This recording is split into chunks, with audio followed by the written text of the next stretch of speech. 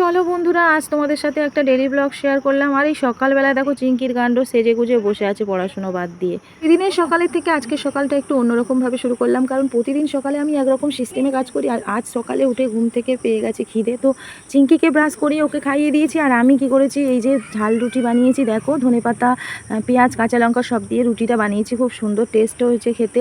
তো এই হালকা করে টিফিন করে নিয়েছি। তারপর বিছানা গুছিয়ে সমস্ত ঘর ঝাঁটিয়ে ভালো করে ঘর মুছে নিলাম।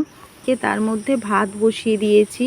আর বাজার থেকে এনেছে চিংড়ি, তুরুল আর লাইলনটিকা মাছ, কুমড়ো আর অনেক কিছুই বাজার এনেছে। তো যাই হোক, তার মধ্যে দিয়ে এই যে চিংড়ি দিয়ে তুরুল দিয়ে রান্না করেছি আমি।